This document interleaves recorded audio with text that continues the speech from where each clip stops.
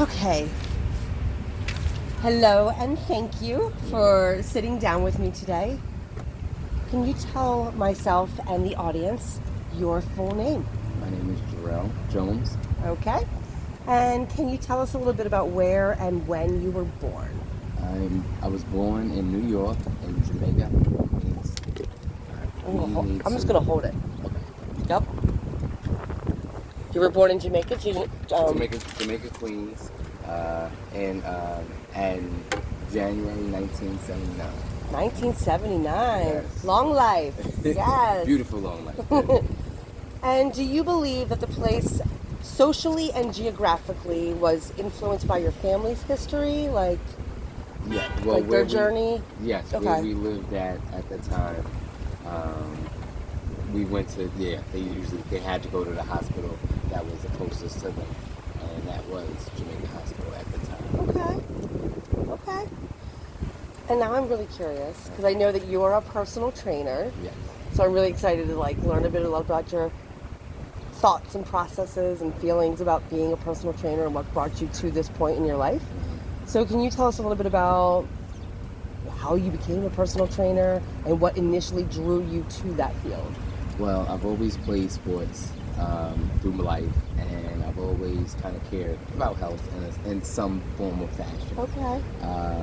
And eventually, when I actually moved out to Maryland, I started working in a gym and started seeing how much I loved to either give people information on helping them with their workouts or seeing them in their struggle as I gave them some type of workout to do that they weren't ready for. So I recognize those. yes.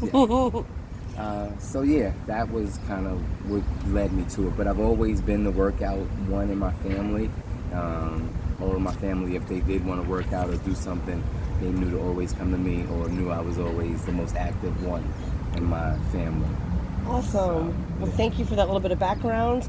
And I'd like to kind of go down a journey of some Black history throughout America and how maybe that ties into possibly your feelings towards or how you got to the place of wanting to be. Okay. And see if there's any connection there. Yeah, sure.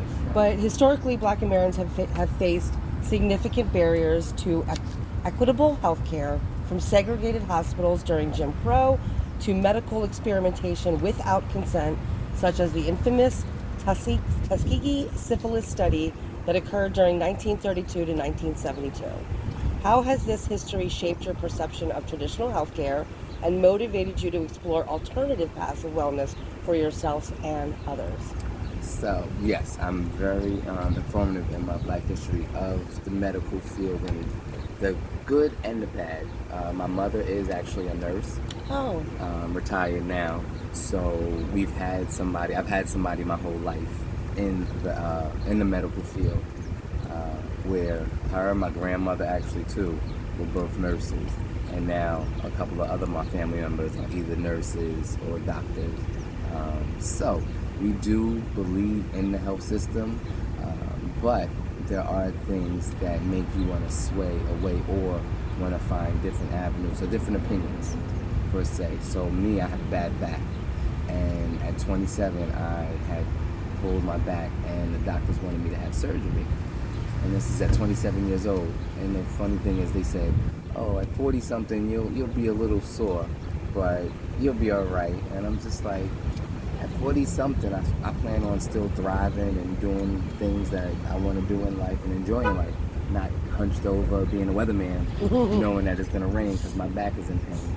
So that was one of the keys where I did choose to go an alternative route other than what the doctors were trying to tell me that I needed to do, because I didn't believe their diagnosis was right. And in actuality, I've been fine over the last 10 to 15 years. With taking alternative modes as to what they wanted me to do in surgery. Because another instance, my aunt has had multiple back surgeries and shoulder surgeries, and things have not gone as well as planned, and she's still in a lot of pain. So those are things that made me want to sway away from the medical field and what they're always suggesting.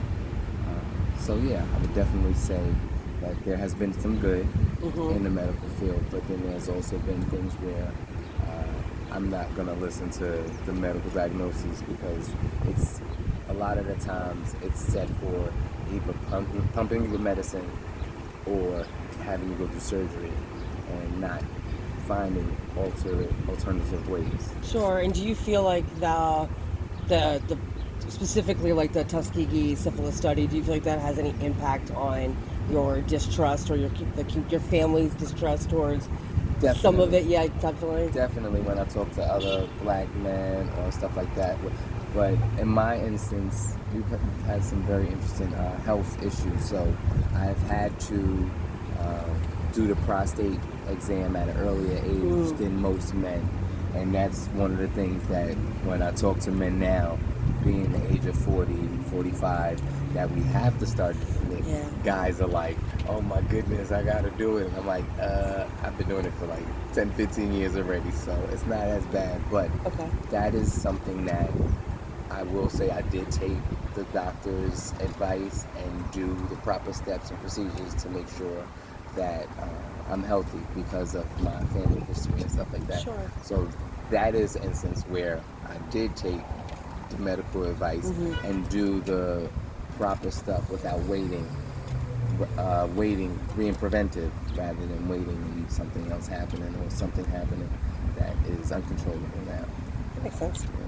All right. So, beyond your individual experiences, systemic issues like redlining, which began in the 1930s by the Federal Housing Committee and denied resources to predominantly black communities, have impacted access to quality healthcare facilities. Did you witness or experience the effects of limited healthcare infrastructure in your community growing up? And if so, how did that contribute to your understanding of health and well-being?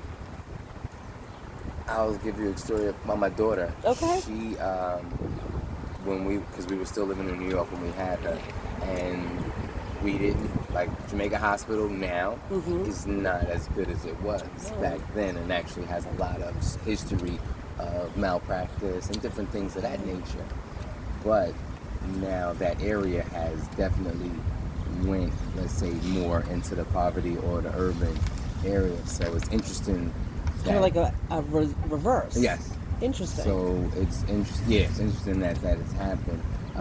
But there's a hospital, LIJ, which is the top of the line in Long Island, and that's where our doctor was based out of.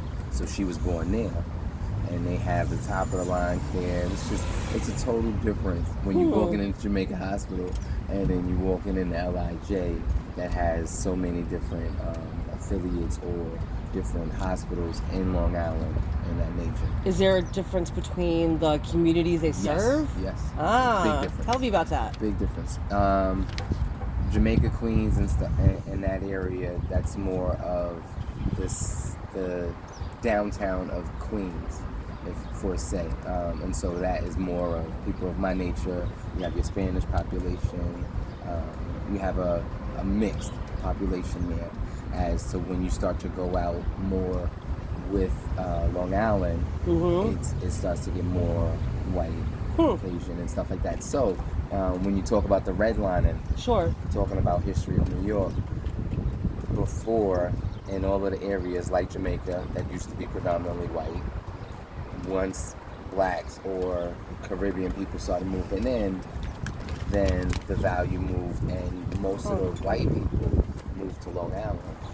So then the value in the... Yes, the value of the city of Queens and the borough went down, but Long Island became, yes. Oh. So now there's a reversal in that in New York where people, because they were paying so much tax with Long Island, the county tax and stuff like that, they're now wanting to move back into the city.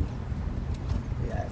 So now you're having a reversal of where they're trying to move urban people out, black people out into... Do you see that affecting the health? Well, I haven't been to New York in a while, but it's just funny that the red line is now being reversed. So now it's like, now that everybody black is in one area, they kind of want them out and in the city, because now it's easier to move around. You don't have to pay the taxes. It'll be cheaper. Sounds like another gentrification. Yes, yes. So now it's just reversing. But it's just funny how Sure. all of the areas of where I've moved or lived in Queens or Staten Island have had that transition where it at once was a certain way and then it transitioned to another way, or you're starting to see a transition back. So, That's really interesting. That's it. Thank you for sharing your thoughts on that. That's definitely something to ponder. So the next thing I want to chat about was the concept of food deserts, which we hear of a lot here in Maryland, in Baltimore specifically. I'm assuming same thing up in Yes. New York, yeah. But areas with limited access to affordable, nutritious food. They're often a direct result of historical discriminatory practices, plus the massive migration of supermarkets away from Baltimore specifically during the White Flight. I'm not sure if you're familiar with that occurred during the 1950s when the GI Bill offered white families to motivate to move to the suburbs and get out of the cities. So the supermarkets followed the white clients, if you will, people that purchased to go live in the suburbs, and which left the black communities here without food because the supermarkets followed their clients. So growing up, what experience have you had accessing fresh and healthy food in your neighborhoods? And if not, do you have any experience with other people that have struggled, or can you tell me about that? Yes, I will say being able to travel, I've always mostly driven. So public transportation, I've had to use it, but that is definitely a part, I think, that will limit people from being able to travel or go to different areas to go get better food if they even wanted to. The transportation Yes. piece? Yeah. So me being able to drive for so many years, and I've went to different stores, not just the stores that are in my surrounding area. So I will say there are differences sometimes in the produce or freshness of meats and different things like that. So yes, there is a big difference in And I can see that even being like another barrier to healthcare, or healthy foods. Yeah. Because not everybody has a car, then that limits their ability Yeah. to even attempt to like get healthier. Yeah. Yeah. Or want to try new fruits and vegetables or things that they're not used to and stuff like that. So yes, it's definitely big when it comes to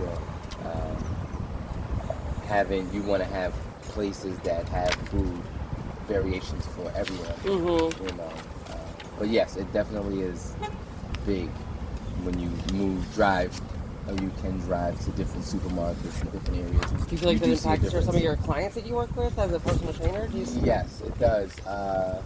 So we try to work with what we have sometimes with some of my clients.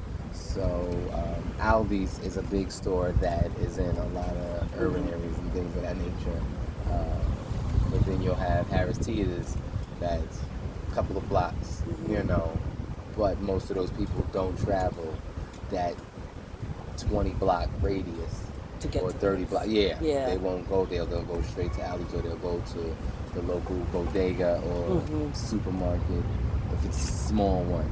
It's limited, and it's like this little bit options? Yeah. This is what we have. Here's an apple. Here's a banana. Call it a day. Yes. That's what we got. Yeah. Yeah. And then also I think when it comes to things like that, teaching the kids in school at a younger age is a big thing, because you're opening up their minds to want to try, or not just think that it's basic fruits and vegetables that you're supposed to eat, like apples, oranges, bananas. Now you got me decided. This is not one of the questions I thought about, but as a Baltimore City teacher, you know, I see limitations in the foods that our cafeteria serves, and the outcomes with the kids, their health, really, their physical health. Any thoughts on that? Yeah. Yeah, I want to hear about it. A lot of it, I'm a picky eater, so a lot of it's processed stuff, but I definitely remember back in the day eating certain things I was not touching. I was not going to eat in school cafeteria. And some things I'd be like, all right, I'm going to force myself with a little bit of spadass and make it work. But definitely going to a predominantly white school in high school, there were more options. So like we were able to leave the school and go to the bagel store or the pizza store or different options. There were a lot more options than, all right, this is all you have. You have to eat the cafeteria food or go to the snack thing and buy some snacks to kind of hold you over for the day. More processed foods. Yes. Yeah. And because there was, so instance with that, when we didn't eat a lot of the cafeteria food, and we like, since I played football, we would practice and stuff like that, and we would head home, and on the way there's McDonald's. So what do we eat? Fast food. And so that's why to this day now I do not eat McDonald's. I haven't eaten McDonald's in over 15 some years, but I ate it so much going to school through high school that I kind of got sick of it. Then once I started really realizing what it was, I was just like, yeah. Do you think there's any intentionality about the placement of fast food restaurants? Well, yeah, it was funny because it was right at the bus stop. So I had to take 3 buses to get from my school to my house. So on that last bus, the McDonald's would be right there. So it was like, let's grab something to eat and wait for the bus. So it was right there on the corner. And that was in my neighborhood. That was the last bus in my neighborhood. So a lot of the times we would be forced, in a sense, to eat what we were able to get at that time. What you had access to? Yeah. Because we can afford that, and even though there was a diner across the street, we couldn't afford, as high schoolers, we couldn't afford going to a diner and ordering a meal. Yeah, that makes sense. So my next thoughts are, throughout history, government and public health messaging around self-care and health have sometimes been perceived as shifting responsibility to the individuals without addressing the underlying systemic issues. For example, during the 1918 Spanish flu pandemic, racist responses blamed black people for their higher death rates rather than acknowledging the systemic inequalities to healthcare. So they couldn't actually get their medical needs met.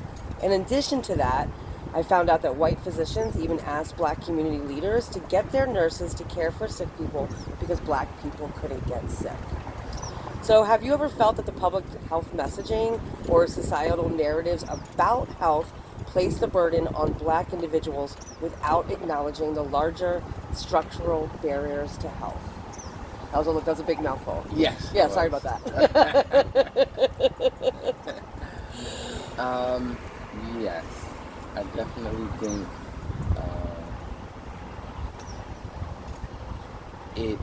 it has had an effect. Like for instance, one time when I did hurt my back, the doctor was a white, but she was treating me like I was a druggie. Oh. And it was very awkward. And now what was crazy is because I didn't want medicine, because medicine for some reason doesn't do anything for me. So I wasn't looking for medicine, but the medicine she prescribed me was the lightest of lights. It was like a Tylenol. And when I hear some stories about people having less pains and they're not the same color as me, and they're getting Percocet or they're getting some of these really high drugs, and I'm just like, man, how does that happen? Yeah. You know, so yeah. It has happened. It has happened. I'm sorry that you've experienced that. Yeah. So, like I said, there's good and bad in the medical. I've experienced both, so. Yeah, absolutely. Yeah, and I do also see myself recognizing the narrative piece, like with the posters or the commercials where, a lot of the people that are generally eating the fast food, they're geared towards which demographic, right? Or just for instance, right, you've never really seen McDonald's make a country commercial. Oh, that's a really good point. About McDonald's and eating McDonald's. They've made a lot of rap and they've made burgers and stuff like that because they're trying to go for a certain demographic. Yeah. They've never... I never even considered that one. Yeah. That's a really good point. So, and then even like when you think about when COVID came out, remember in the beginning, it was said, oh, black people couldn't get it. And then black people started getting it more. So that's really everybody similar to what they were else. saying during Yeah. the 1918 flu, Yeah. that black people couldn't get Yeah. sick. Yeah. Wow. That So was you similar felt you to have that. seen that like directly. Yeah. Yeah. With people, especially in the beginning, it was like, oh yeah, we can't, or they can't, and then next thing you know, it's like you start seeing more black people getting sick. Because we're all COVID or human. whatever. Yes. Yeah. Yes. And that's what I think people fail to realize, that we all have the same inside. We're gonna fix that. So how has the historical portrayal or stereotyping of black bodies as unhealthy or diseased within media influenced your perspective on fitness and self-care? Or has it? Has it affected your self-perception?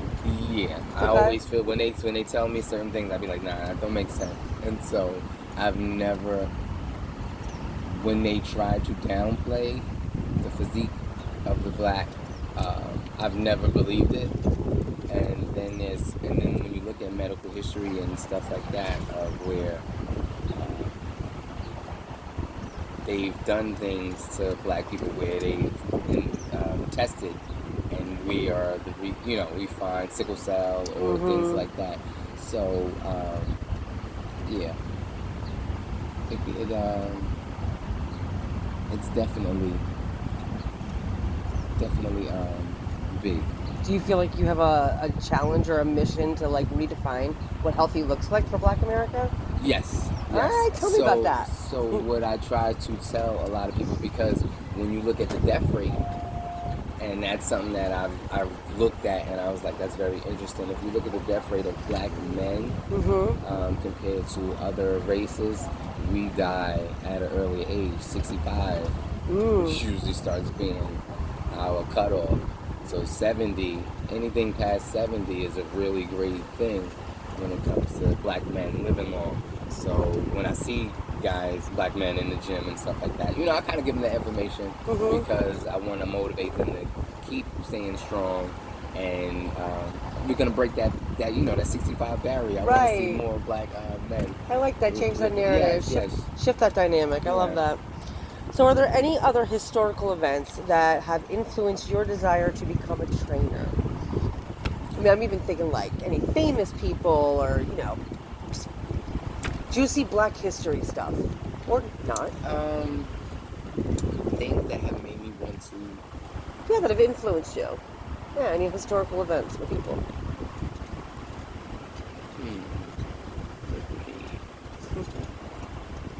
I would say just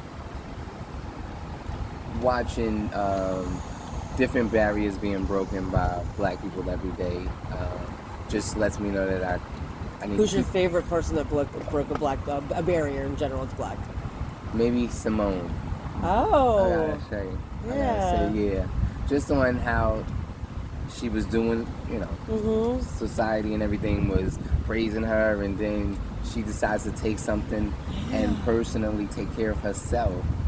And it's so funny how people will always want you to do for them but not take care of yourself. And how in our training sessions you have to take care of yourself in order to take care of others. That's a really So good the point. fact that she was able to step aside in the biggest time of her life. It was like the Olympics of 2000. That was the Olympics, yeah. And most people only get one Olympic. So, but for her greatness to be able to say, no, I'm not going to hurt myself more, I'm going to take a step back. So I would say that. She's had a really astonishing career. Yeah. So I would say that because that also taught me to, in turn, do more for myself. So like after this, I'm gonna go get a massage because I need to do for myself. Thank you. So it's things like that. I would say her in the sense of what she did in that big time, and also Shadara Richardson, the track star that they didn't let race. Yeah, with she had the long nails. Yeah, it was the marijuana. Oh, that's what it was. Right. My mother had passed away, and she had taken a couple of, and it's just, but that's another thing when we talk about medical and stereotypes of weed. I was just going to ask, do you feel like, that's just making me think, do you feel like the responses to both of those athletes was different than say if they Definitely. athletes that were Definitely. Definitely. Caucasian and that have also had similar. Yeah, let's just go for instance the swimmer. That's from Baltimore here. Is that your Phelps? Phelps, yes. Phelps, he smokes. He's a promoter of it. Everybody's like, oh yeah, he's fine. Yeah. Nobody talks about taking away his medals or not letting him. They Sure. wouldn't have said anything about that. And then also the guy that Lackey, that wilded out in Brazil when he made the mess of the room and everything like that. Now I bet you next Olympics he's going to be on the thing commentating about the sport. So it's definitely different when it comes to how they look at black athletes as opposed to white athletes when we'll do something or take a step for ourselves. Yeah. Yeah. How does that motivate you? Like just even thinking about that right now. Like I'm watching your body. I can see you're feeling something right now. Tell me about that. It motivates me to let me know that I am my person. Mm-hmm. I am not defined by what society or tries to make me think. Because if I listened to them, I wouldn't be who I was, or I wouldn't think how I thought. So it just gives me more fight to keep on fighting and making sure that don't always listen and follow what you hear from society or the medical, whatever it is. Find out, do some more research on your own. Do better for yourself. I love that. Yeah, do better for yourself. So, closing up a little bit, we've talked about a lot, but you've chosen a profession that's focused on empowering other individuals through your personal training. How does your work directly challenge or change the narrative around self-care and health access and systemic issues and health outcomes for Black Americans? How do you... the name of my business is Levels 2 Fitness. Okay. And what I try to see people is like poly boxes or stepping boxes or stepping stones. You got to think of it. But each one, you're going to take a step up, but you're going to elevate yourself physically, mentally, and spiritually. And that's once you can start being more self-sufficient in those three, it allows you to be more open to different things in the world and not want to be so closed-minded, and allow you to either want to go work out more or try a new workout or go travel and see things in your eyes instead of what people will tell you or what Instagram will tell you. You see it for yourself, because then you can make your own judgment and not go off of what others are doing, others are saying. Thank you. It was really beautiful. I feel really inspired right now. But I appreciate you sitting down with me and talking about how your history as a Black American has actually influenced all of your choices, healthy for your clients and moving forward. So thank you so much for sitting down with me. You're welcome. All right, that was me, Chastity Stummer, with Jarrell Jones. And